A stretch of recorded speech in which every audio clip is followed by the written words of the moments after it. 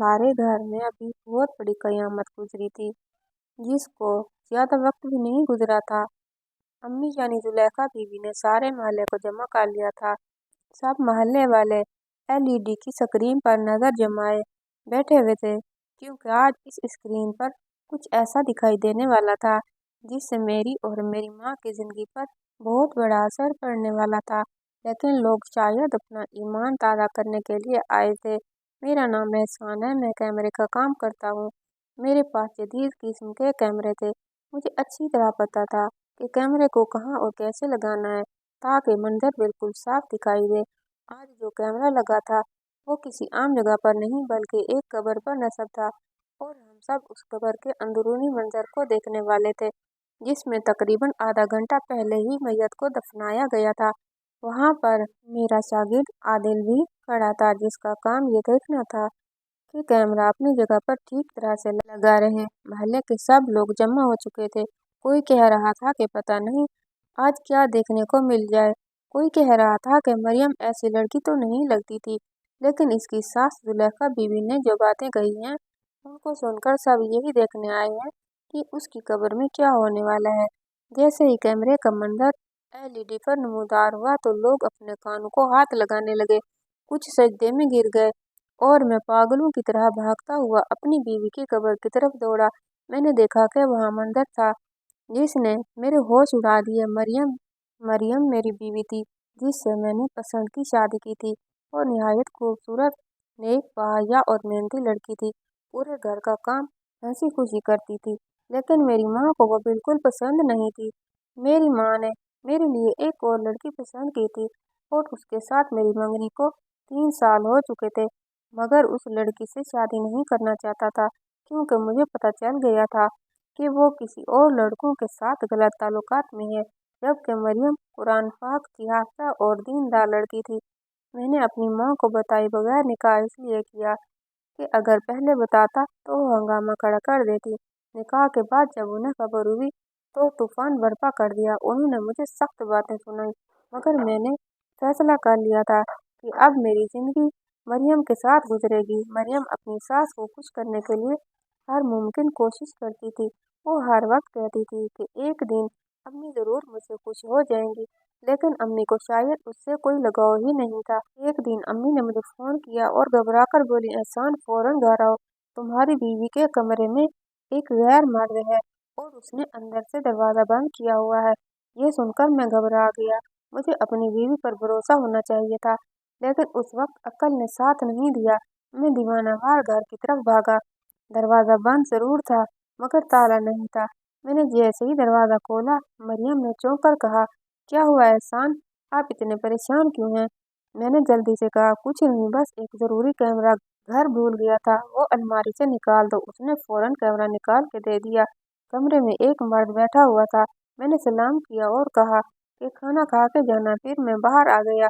अम्मी बाहर बैठी थी। मैंने उनसे कहा कि अम्मी, वो गैर मर्द नहीं था, वो मरियम का सगा भाई है जो बैरून मुल्क से आया है। अपनी बहन की शादी में शामिल न हो सका, इसलिए आप मुलाकात करने के लिए आए हैं। आपने बिला वजह मुझे शर्मिंदा कर दिया। अम्मी बोली, मुझे क्या पता था वो भाई है। उसने आते ही उसके माथे पे बोसा दिया और अंदर चला गया। मैंने कहा, अम्मी, अगर उसने ऐसा तो तरीका गलत था, मगर उसका मतलब ये नहीं कि आप उसे बदकिरदार समझे। रात को मैंने मरियम से पूछा कि तुमने भाई का और अम्मी का तारुफ क्यों नहीं करवाया? तो वो बोली, भाइयों को तारुफ करवा दिया था जब वो घर आए। अम्मी सामने बैठी थी, मैं कमरे में थी। उन्होंने खुद कहा कि मैं मरियम का भाई हूँ, बाहर के मुल्क से आया हूँ, तो मैं क्यों अलग से कहती? इस बात के वाजे था कि अम्मी ने झूठ बोला और सिर्फ फसाद डालने के लिए ऐसा किया। मरियम हमेशा सब्र करती और कहती, माँ है, आखिर एक दिन सब समझ जाएंगी। वक्त गुजरता गया। एक दिन मरियम ने खुशी से बताया कि वो माँ बनने वाली है। मैंने फौरन उसे डॉक्टर के पास ले गया।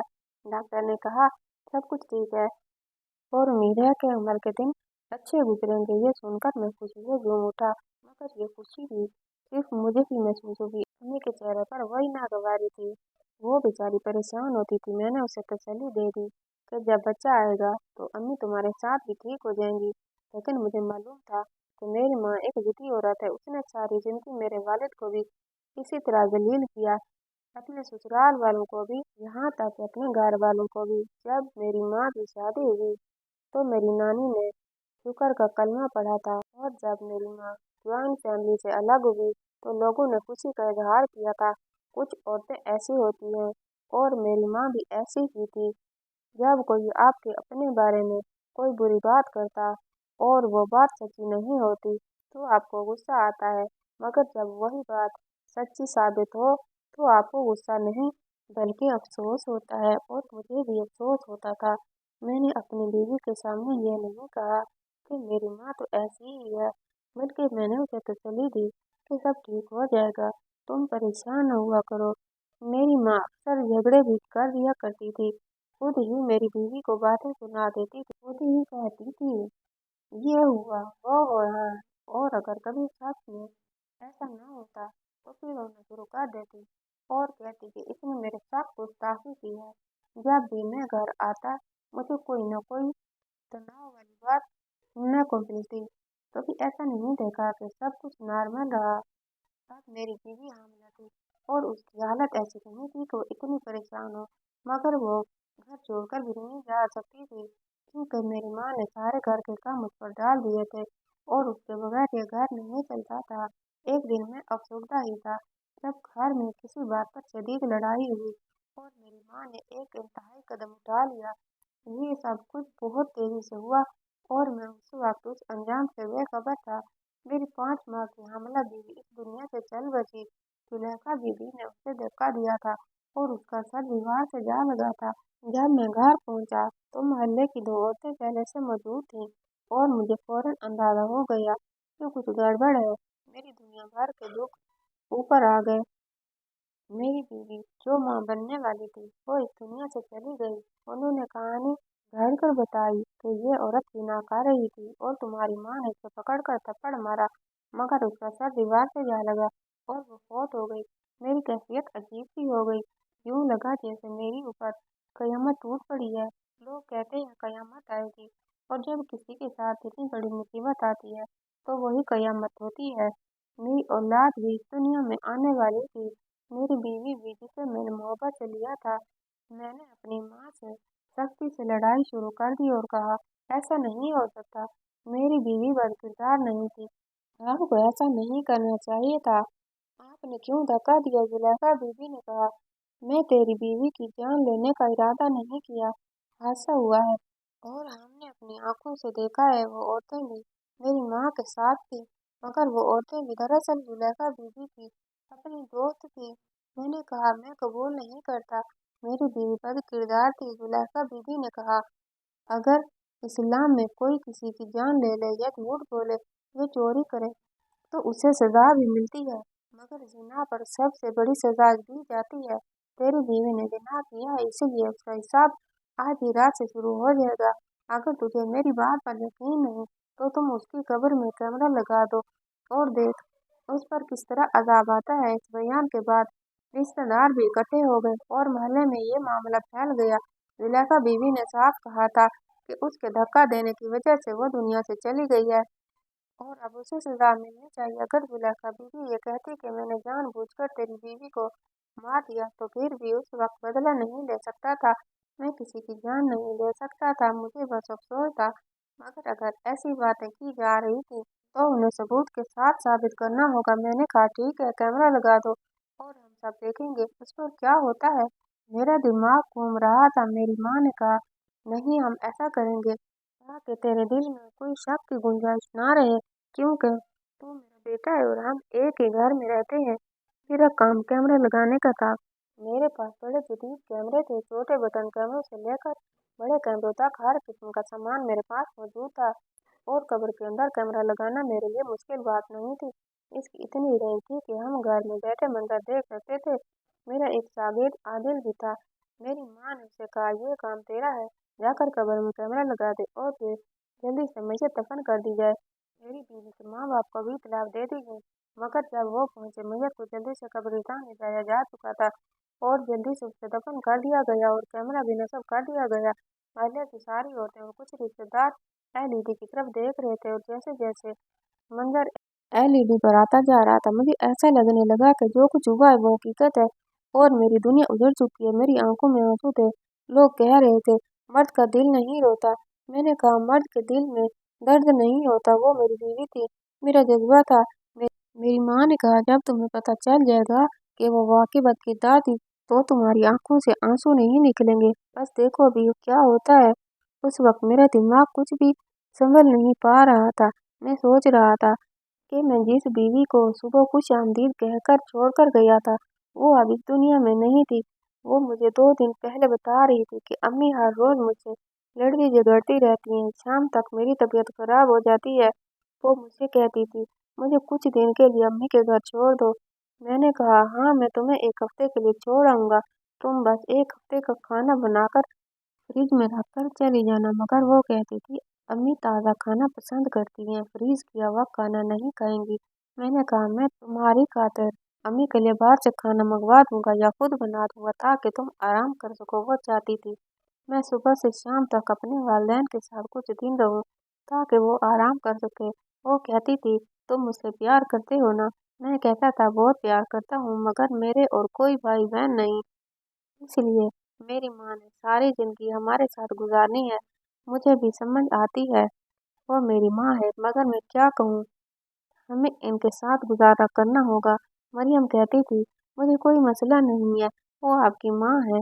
मैं उसे ये सोचकर बर्दाश्त कर सकती हूँ कि वो आपकी जन्नत है और यही सोचकर वो सब्र करती रही। मगर आखिरकार हालात ऐसे बने, मरियम हमसे जुदा हो गई और मैं रह गया सिर्फ रुख और सवालात के लिए। मैंने सिर्फ इंसाफ की उम्मीद रखी और ये उम्मीद रखी कि हक और सच आखिरकार एक दिन सामने आएंगे। और जब मैंने ये बात सुनी तो मैंने अपनी बीवी मरियम को गले से लगा लिया और कहा तुम वाकई बहुत अच्छी हो और मैं बहुत खुशकिस्मत हूँ। लेकिन आज मेरे साथ क्या हो गया, मैं बदकिस्मत बन गया। मैं उसे जिंदा छोड़ कर गया था और जब वापस आया तो मुझे बताया गया कि वो इस दुनिया में नहीं रही और मुझे ये बात भी बताई गई कि मेरी वो बीवी जिस पर मुझे खुद से ज्यादा एतबार था जिनाकार निकली। और सिर्फ इतना ही नहीं बल्कि मेरी माँ जुलेखा बीबी ने उसे इस दुनिया से भी रवाना कर दिया था। इतनी नफरत थी मेरी माँ को उससे। अगर उसने वाकई कोई गुनाह भी किया था तो मेरे आने का इंतजार तो कर सकती थी। मैं खुद इंसाफ करता, मैं फैसला करता कि क्या करना है। अगर वो वाकई गुनहगार होती तो मैं उसे छोड़ देता, लेकिन उसकी जान तो ना लेते। उसके माँ बाप भी मेरी तरह ही गरीब लोग थे, वो कुछ नहीं कर सकते थे। उनके घर में 2 वक्त की रोटी भी बड़ी मुश्किल से पकती थी। उनका बेटा बाहर रोजगार के लिए गया हुआ था। वो हमसे क्या लड़ते, लेकिन उनकी नज़रें जो मुझे देख रही थी वो मुझे भी मार देने के लिए काफ़ी थी। मैंने तो उनसे वादा किया था कि उनकी बेटी का हमेशा ख्याल रखूंगा, लेकिन मैं नहीं रख सका। मैं उसे अपनी माँ से भी नहीं बचा सका तो दुनिया से क्या बचाता। जिस शागिर्द को वहाँ कब्र पर खड़ा किया गया था वो बहुत नेक इंसान था, बिल्कुल मेरा भाई जैसा था। उसकी आंखों में भी आंसू थे। कब्र का मुंह बंद कर दिया गया, सिर्फ थोड़ी सी जगह खुली छोड़ दी गई थी जहाँ से हाथ डालकर कैमरा वापस निकाला जा सकता था, क्योंकि वो कैमरा बहुत महंगा था और अभी तक मैंने उसके पूरे पैसे भी नहीं दिए थे। वो बाहर के मुल्क से मंगवाया गया था। कुछ लोग आते थे और उस कैमरे को किराए पर ले जाते थे। थोड़ी देर बाद कब्र के अंदर से कुछ अजीब सी आवाज़ें आने लगी और मेरी माँ जुलेखा बीबी कहने लगी देखो देखो अजाब शुरू हो गया है उस बदकिरदार औरत पर। अरे उसने तो मेरे घर को चकला बना दिया था। कभी कोई आता था, कोई जाता था, मर्दों को अंदर घुसा कर दरवाजे बंद कर लेती थी। मेरी माँ क्या क्या कह रही थी और अब जवाब देने का कोई फ़ायदा नहीं था, क्योंकि मेरी दुनिया तो पहले ही लुट चुकी थी। लेकिन अचानक लोगों ने चीखना शुरू कर दिया और जब मैंने स्क्रीन पर मंजर देखा तो मेरे कदमों तले से ज़मीन निकल गई। वो कहने लगे मैयत कब्र को बाहर धकेल रही है। मैं भागता हुआ कब्रिस्तान की तरफ दौड़ा।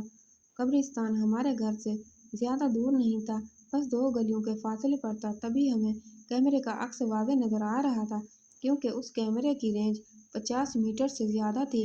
मैं इतनी तेज़ी से भाग रहा था कि मेरे कदम लड़खड़ा रहे थे, मेरे घुटने जवाब दे रहे थे। 2 बार रास्ते में गिरा, लेकिन जब कब्रिस्तान पहुंचा तो सामने का मंजर देखकर हैरान रह गया।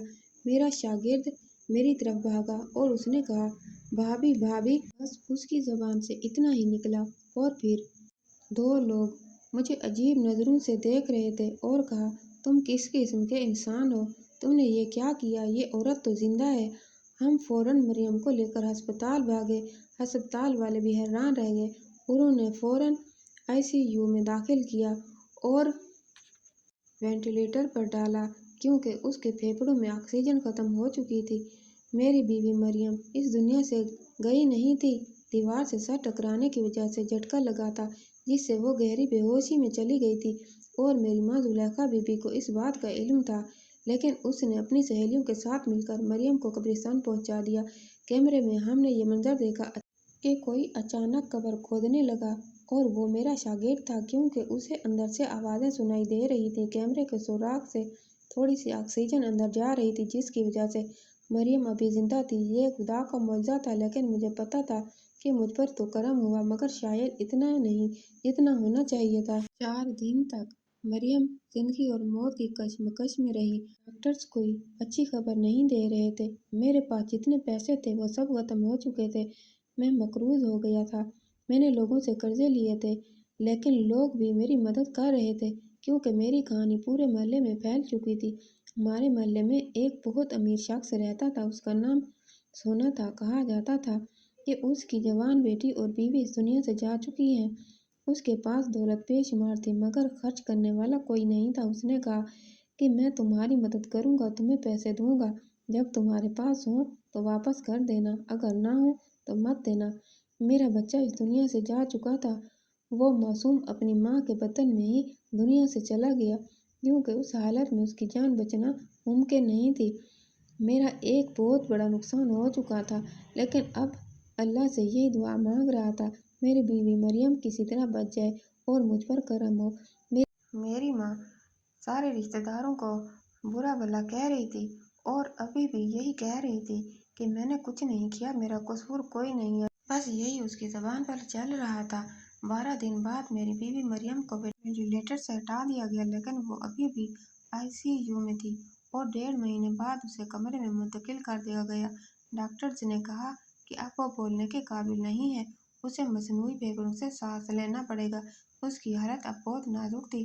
وہ مجھے بس عجیب نظروں سے دیکھتی تھی، اس کی آنکھوں سے مسلسل آنسو بہہ رہے تھے۔ اس نے اشارے سے پوچھا ہمارا بچہ؟ میں نے کہا وہ اللہ کے پاس چلا گیا۔ یہ سن کر وہ اور زیادہ روئی۔ ڈاکٹرز نے کہا کہ اس کے لیے رونا خطرناک ہے۔ ڈاکٹرز نے مجھے بتایا کہ اب وہ کبھی ماں نہیں بن سکے گی، کبھی بھاری کام نہیں کر سکے گی، زیادہ سیڑھیاں نہیں چڑھ سکے گی اور صرف گھر کے اندر ہی چل سکے گی۔ ساری زندگی سانس لینے کے لیے مصنوعی پھیپھڑے اور آکسیجن سلنڈر استعمال کرنا پڑے گا۔ اگر مستقبل میں جدید ٹیکنالوجی آئی تو شاید اس کی زندگی آسان ہو سکے، لیکن فی الحال اس کی زندگی بہت مشکل ہے۔ میں اپنی بیوی مریم کو لے آیا۔ اس کے ساتھ کئی مشینیں آئیں اور انہیں مشینوں کے سہارے زندہ رہنے والی تھی۔ میں پورے 35 لاکھ کا مقروض ہو چکا تھا۔ میری دکان بک چکی تھی، میرے سارے کیمرے، میرا سارا مال، سب کچھ بک چکا تھا۔ میرے گھر میں گندگی مچی تھی، جالے لگے ہوئے تھے۔ کچھ رشتہ دار اچھے تھے جنہوں نے ساتھ دیا اور میری بیوی کا خیال رکھنے کا وعدہ کیا۔ کچھ دن ہم تمہارے ساتھ ہیں، لیکن اس کے بعد مجھے اس کا خیال کرنا تھا۔ میری ماں کہنے لگی کہ اس کو تو اس کے ماں باپ کے گھر چھوڑو، اب ہم اس کو کیسے سنبھالیں گے؟ اس پہ تو بہت پیسے لگیں گے، ساری زندگی اس کو اسی طرح سنبھالنا پڑے گا۔ اب یہ تیرے کس کام کی؟ اس کے تو بچے بھی نہیں ہوں گے۔ میں نے اپنی ماں سے کہا اپنا سامان باندھیں، ہم کہیں جا رہے ہیں۔ میں نے کچھ دیر کے لیے اپنی بیوی کو ایک نرس اور اپنے سسر کے حوالے کیا اور اپنی ماں کو لے کر اپنے ماموں کے گھر پہنچا۔ میرے ماموں بہت امیر تھے اور ان کے گھر میں بہت سارے لوگ تھے، وہ جوائنٹ فیملی میں رہتے تھے۔ میں نے کہا کہ یہ آپ کی بہن ہے، اس کو اپنے پاس رکھ لیں اور میرے حال پر رحم کریں۔ میری ماں حیران رہ گئی، وہ لوگ بھی حیران رہ گئے۔ ان کو پتہ نہیں تھا کیونکہ وہ دوسرے شہر میں رہتے تھے۔ میں نے ان سب کو سب کچھ بتایا اور اپنی ماں کو وہاں چھوڑ کر وہاں سے واپس آ گیا۔ میں نے کہا آپ ہی سنبھالیں کیونکہ میری بیوی کی حالت ایسی ہے کہ میں ایک وقت میں صرف اسے ہی سنبھال سکتا ہوں۔ میری ماں نے مجھے جاتے جاتے دیکھا اور مجھے اس کی آنکھوں میں شرمندگی نظر آئی، لیکن اب بہت دیر ہو چکی تھی۔ اب مریم اسی طرح زندہ رہتی ہے۔ تھوڑی بہت بہتری آئی، لیکن وہ پہلے جیسی بالکل بھی نہیں ہے۔